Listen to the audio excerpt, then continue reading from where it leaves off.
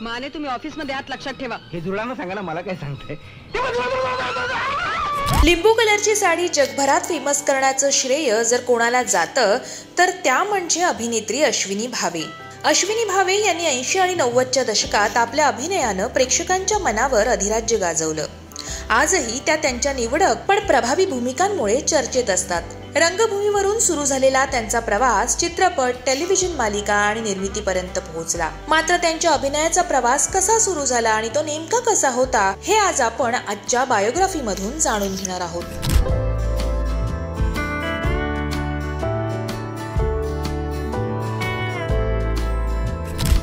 7 मे 1972 रोजी मुंबईतील एका मराठी कोकणस्थ ब्राह्मण कुटुंबात अश्विनी यांचा जन्म झाला.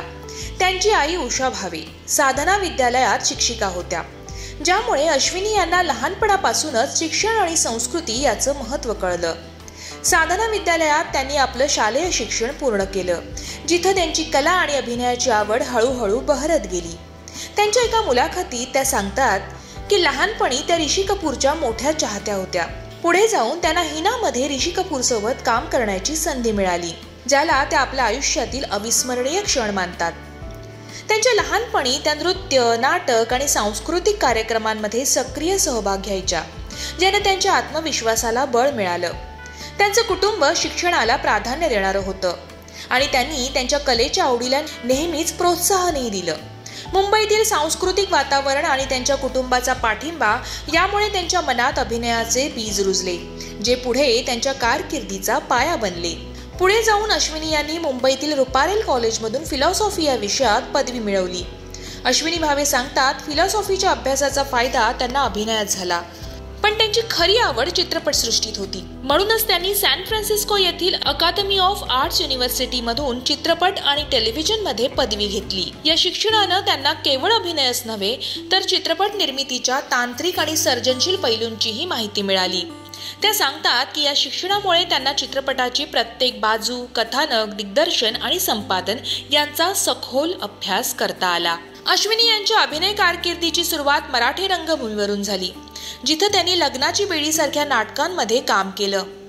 रंगभूमीनं त्यांना अभिनयातील बारीक सारीक गोष्टी शिकण्याची संधी दिली आणि प्रेक्षकांचा थेट प्रतिसाद अनुभवण्याचा अनुभव त्यांच्यासाठी अमूल्य होता. रंगभूमीवरील यशानंतर त्या छोट्या पडद्यावर दिसल्या, मात्र दूरदर्शनवरील अंतरिक्ष या मालिकेतून त्यांना पहिली मोठी ओळख मिळाली. या मालिकेनं त्यांना एका देशभरातील प्रेक्षकांपर्यंत पोहोचवलं आणि चित्रपटसृष्टीत प्रवेशासाठी मार्ग मोकळा केला.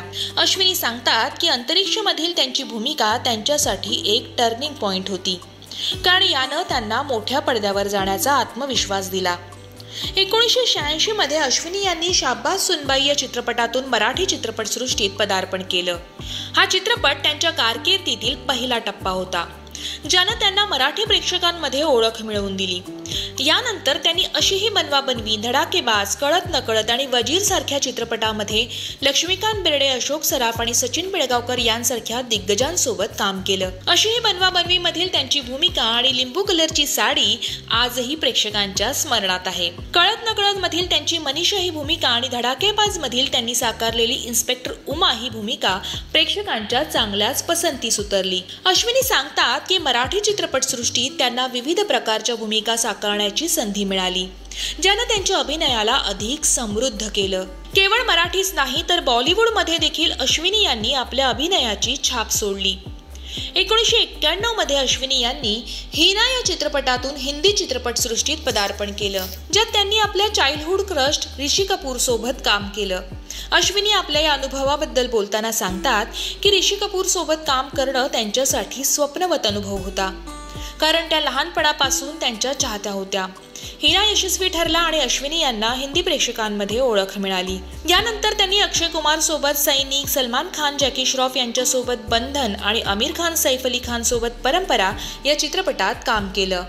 शिवाय मीरा का मोहन, हनीमून, चौराहा आणि युगपुरुष सारख्या चित्रपटामध्येही त्यांनी आपल्या अभिनयाची छाप सोडली.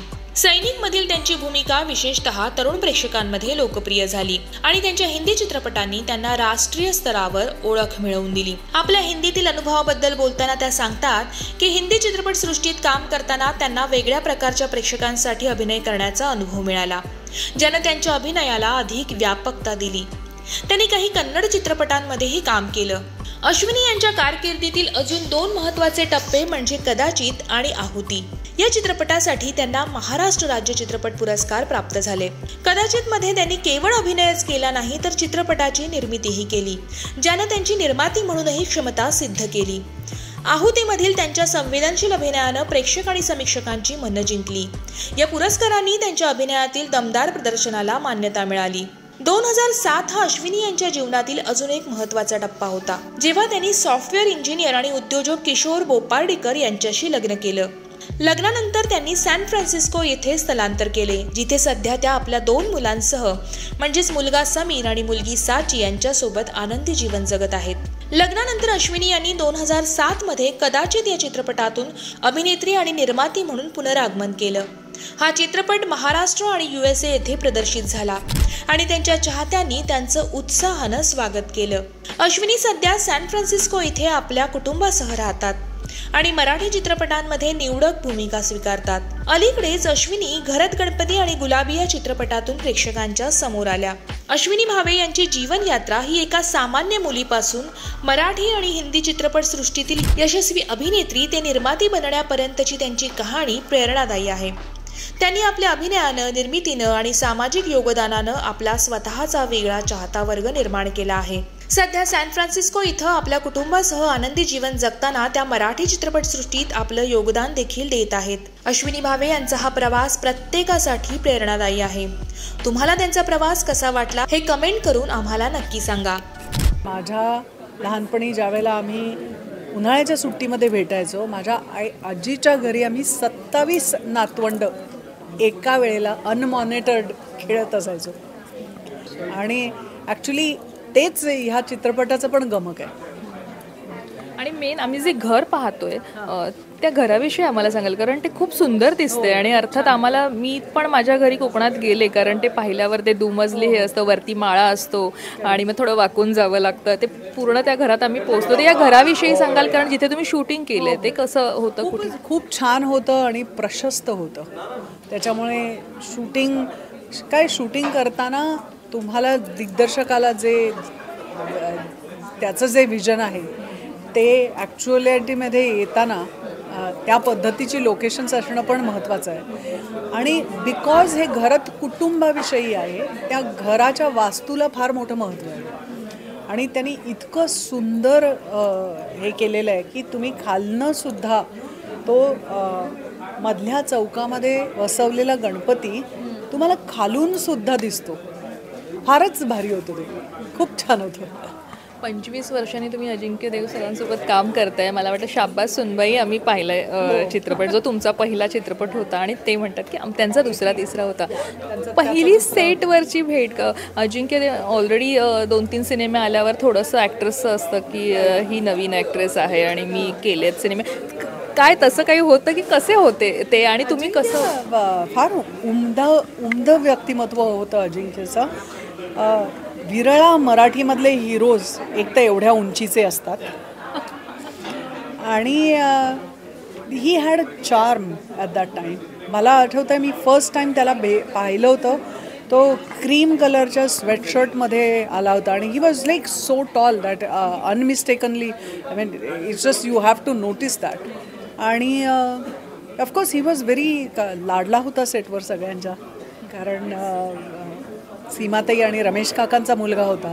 सेटवरच्या प्रत्येक व्यक्तीने त्यांच्याबरोबर कामं केलेली होती, त्यामुळे त्यांना तो अजूबाबा होता. तेव्हा त्याला खूप लाडाकोडाने वाढवायचे. आणि मी कम्पॅरेटिव्हली खूप नवीन होते, नवखीच माझं पहिलंच चित्रपट होतं आणि I came with no such background, so it was very interesting. पण आमचे दिग्दर्शक फार चांगले होते. एक तर भाजी पेंढारकर, त्यावेळेला खूप म्हातारे होते, ते वयस्क होते, पण तरीसुद्धा ते सेटवर असायचे. त्यामुळे एक वेगळा दबदबा असायचा आणि प्रचंड शिस्तबद्ध पद्धतीने तो चित्रपट झाला. त्याच्यामुळे आमच्यावर झालेले संस्कार फार चांगले होते. आणि त्याच्या पुढे मला आणि अजिंक्यला विविध प्रकारच्या चित्रपटात आम्ही कामं केली. एका चित्रपटात अजिंक्यचा तो लीड कॅरेक्टर होतं, त्याच्या 3 जनरेशन्स, मायेची सावली नावाचा चित्रपट होता. फार सुंदर काम केलं होतं त्यांनी त्यात. तर थ्रू आऊट म्हणजे आणि नंतर आम्ही माझ्या लग्ना अगोदरचा शेवटचा चित्रपट होता दॅट वॉज सरकारनामा. त्याच्यात पण अजिंक्य होता. So we have so many memories of working together. आणि more than that the fun part is आम्ही दोघांनी एकमेकांना मॅच्युअर होताना पाहिलेलं आहे. कलाकार म्हणून घडताना आणि व्यक्ती म्हणून घडताना we have witnessed each other which is so nice. आणि आम्हाला इतक्या वर्षानंतर काम करायची संधी मिळाली. म्हणजे मला आठवतं आहे की आमचा एक सीन होता, एक सिरियस सीन होता. बेडरूममध्ये येऊन एका काहीतरी घडलेल्या प्रसंगाविषयी ती तिची नाराजगी व्यक्त करते आणि दिग्दर्शकाच्या कॉन्सेप्च्युअलायझेशन होतं की वन शॉट वन सीन करायचं आहे. आणि अत्यंत धीम्या पद्धतीने नॅचरल पद्धतीने अनफोल्ड होणारा सीन होता. आणि तो one shot one scene okay झाल्यानंतर अजिंक्य एकदम उठला आणि मला येऊन हक दिला त्याने. मला म्हणाले, अश्विनी काय सुंदर काम केलं, I feel very happy to work with you. तर हे एक प्रकारचं जे अप्रिसिएशन असतं ते तितक्या प्रांजळपणे व्यक्त करायला मनाचा मोठेपणा लागतो. तो अजिंक्यमध्ये आहे. आणि मी हे देखील पाहिलं की पूर्वी आम्ही जेव्हा काम करायचो ना त्यावेळेला आम्ही 2-2, 3-3 चित्रपटाचे एका वेळेला शूट करायचो. ही खूप बिझी असायची. त्यामुळे आम्हाला लिटरली विचार एक्सचेंज करायला, एकमेकांबरोबर गप्पा मारायला वेळच नाही मिळायचा, खरंच सांगतो. ह्या चित्रपटात सुयोगाने आम्हाला मध्ये काही वेदर्सचे आम्हाला प्रॉब्लेम आले. पाऊस खूप पडत होता म्हणून शूट होऊ शकलं नाही. किंवा मोठ्या पल्ल्याचा पिक्चर आहे. चित्रपटाच्या प्रत्येक सीनमध्ये 14 कलाकार आहेत. त्यामुळे आमच्या वाट्याला रिकामा वेळसुद्धा काही वेळेला यायचा, तेव्हा गप्पा मारायचो. But what I have seen Ajinkya आता आजपर्यंत त्यांनी इतक्या चित्रपटात काम केलं. त्याचं होम प्रोडक्शन आहे, तो निर्माता आहे, तो दिग्दर्शकही आहे. आणि एवढे चित्रपट त्यांनी घरामध्ये होताना पाहिले.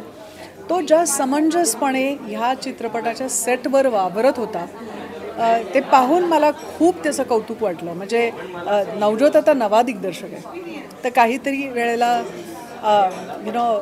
अनाहूतपणे एखादी गोष्ट राहून गेली तर ती त्यांनी त्याला सांगितली, सगळ्यांसमोर न सांगता त्याला बाजूला नेऊन हा प्रॉब्लेम आहे, हा सुधारलाच तर बरं होईल, ज्या पद्धतीने त्यांनी सांगितलं that also counts. That you only want the best for the new director.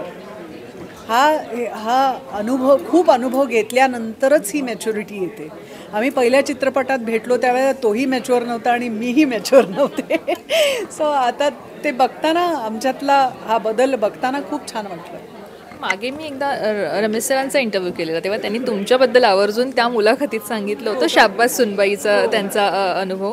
तर अशा काही त्यांच्याकडनं की रमेशजी सीमाजी यांच्याकडनं तुम्हाला काय म्हणते कौतुकाची थाप अशी आठवते तुम्हाला एखादी? रमेश काकांच्या दिग्दर्शनाखाली मी चित्रपट केलेला आहे ना, मला रमेश देवांचं व्यक्तिमत्वच विरळा होतं. त्यांचा उत्साह आणि त्यांच्या उमदेपणा आपण ज्याला म्हणतो ना, तो मी त्यांच्यासारखा दुसऱ्या कुणातच पाहिलेली नाही, कुठल्याच मराठी कलाकारामध्ये मी पाहिलेली नाही आहे. त्यांची एनर्जी, त्यांची पॉझिटिव्हिटी, इतकं हसत खेळत आम्ही चल गंमत करू नाव होतं चित्रपटाचं, गंमतच केली आम्ही. तो चित्रपट म्हणजे कधी ते एक अक्षराने आम्हाला रागावले नाहीत है ना. कधी फार जास्त समजून सीन सांगितला नाही. He just let us be. Great माणूस, केवढा अनुभव. आणि सीमाताई काय उत्तम अभिनेत्री आहेत म्हणजे होत्या. We grew up watching their films. आणि आत्ता आम्ही उत्सुक आहोत तुमचा घरात गणपती सिनेमा पडद्यावर पाहण्यासाठी. या सिनेमासाठी तुम्हाला खूप खूप शुभेच्छा.